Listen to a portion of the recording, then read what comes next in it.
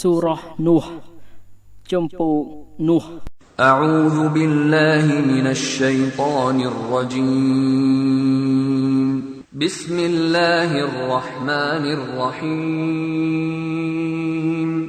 ក្នុងនាមអល់ឡោះមហាសប្បុរសមហាអាណិតស្រឡាញ់ إنا أرسلنا نوحا إلى قومه أن أنذر قومك من قبل أن يأتيهم عذاب أليم ពិតប្រាកដណាស់យើងបានបញ្ជូននោះទៅកាន់ក្រុមមនុស្សរបស់គេដោយថាចូលអ្នកព្រមានក្រុមមនុស្សរបស់អ្នកមុននឹងទណ្ឌកម្មមួយដ៏ខ្លោចផ្សាបំផុតនឹងមកដល់ពួកអ្នក قال يا قوم إني لكم نذير مبين នោះបាននិយាយថាអោក្រុមមនុស្សរបស់យើង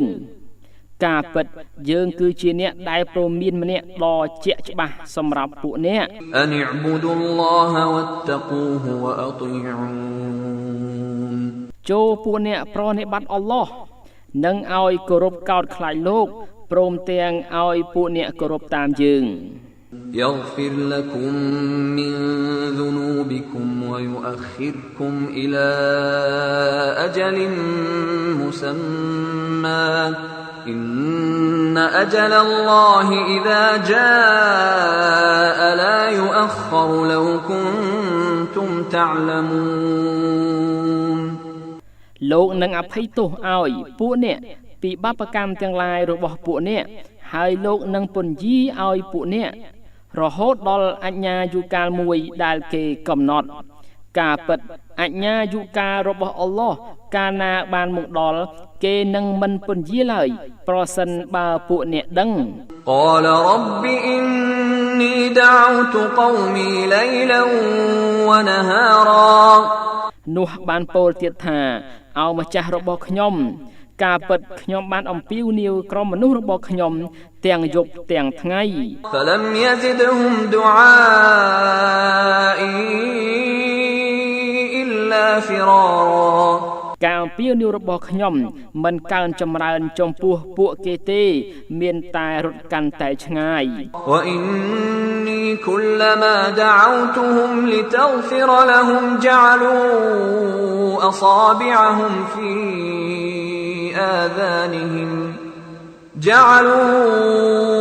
أصابعهم في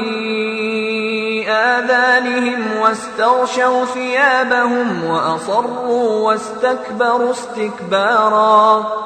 ហើយការពិតខ្ញុំនៅរាល់ដងដែលខ្ញុំបានអំពាវនាវពួកគេដើម្បីឲ្យលោកអភ័យទោសឲ្យពួកគេក៏បានដាក់ម្រាមដៃរបស់ពួកគេទៅក្នុងត្រចៀករបស់ពួកគេក៏បានក្រឡុំគ្របសម្លៀកបំពាក់របស់ពួកគេ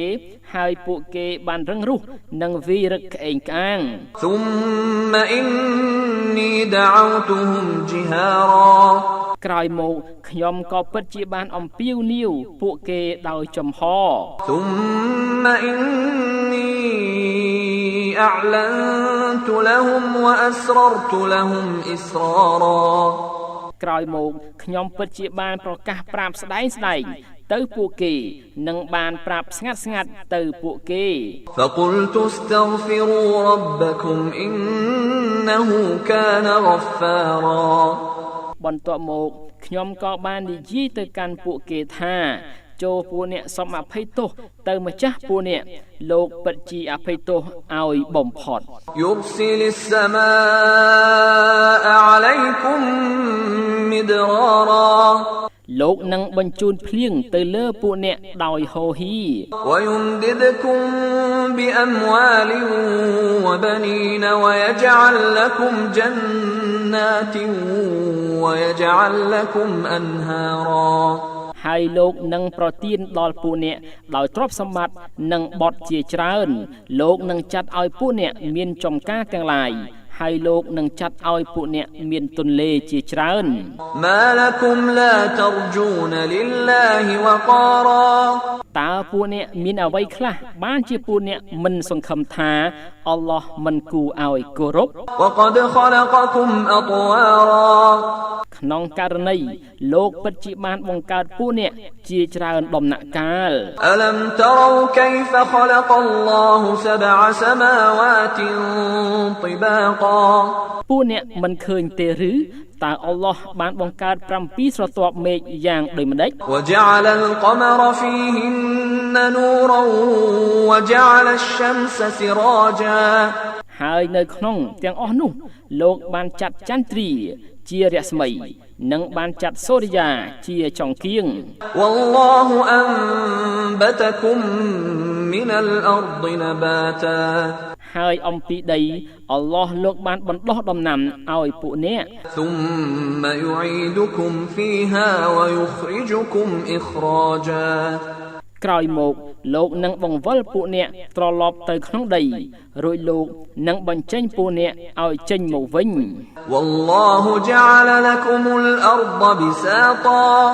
ហើយអល់ឡោះលោកបានចាត់ពួកអ្នកមានដីជាកំរាល لتسلكوا منها سبلا فجاجا ដើម្បីពួកអ្នកនឹងធ្វើដំណើរតាមផ្លូវទាំងឡាយដ៏ទូលាយនៅលើដី قال نوح رب إنهم عصوني واتبعوا من لم يزده ماله وولده إلا خسارا នោះថាអោម្ចាស់របស់ខ្ញុំ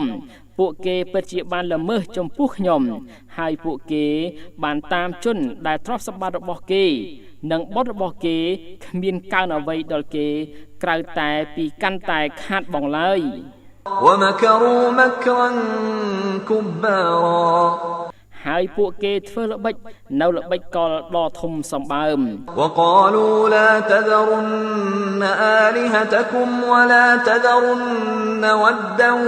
ولا سواعا ولا يغوث ويعوق ونسرا ហើយពួកគេថាចូលពួកអ្នកកុំបោះបង់ចោលវត្ថុជាទីសក្ការៈរបស់ពួកអ្នកហើយពួកអ្នកកុំបោះបង់ចោលព្រះវត្តាកុំបោះបង់ព្រះស៊ូវ៉ាអាកុំបោះបង់ព្រះយ៉ាហ្គូសានិងយ៉ាអ៊ូកព្រមទាំងព្រះណាស្ររ وقد أضلوا كثيرا ولا تزد الظالمين إلا ضلالا ហើយពួកគេពិតជាបានធ្វើឲ្យរស័តវង្វេងភាគច្រើនណាស់សូមលោកកុំថែមអ្វីទៅលើពួកបំពេញក្រៅពីការរស័តវង្វេង مما خطيئاتهم أغرقوا فأدخلوا نارا فلم يجدوا لهم من دون الله أنصارا ដោយសារតែកំហុសឆ្គងរបស់ពួកគេត្រូវបានគេពន្លង់រួចមកពួកគេនឹងត្រូវបានគេបញ្ចូលទៅនរកមួយដែលពួកគេនឹងមិនប្រទះឡើយសម្រាប់ពួកគេនៅអ្នកជួយក្រៅពីអល់ឡោះ وقال نوح رب لا تذر على الأرض من الكافرين ديارا នោះក៏បាននិយាយថាអោម្ចាស់របស់ខ្ញុំសូមលោកកុំទុកនៅលើដីនៅអ្នកស្រុកណាម្នាក់នៃពួកអជំនឿនេះ إنك إن تذرهم يضلوا عبادك ولا يلدوا إلا فاجرا كفارا ពួកគេនឹងបន្សាត់វង្វេងពួកអ្នកគោរពលោកហើយពួកគេក៏នឹងមិនប្រសូតក្រៅពីមនុស្សអនាចារដែលអជំនឿឡើយ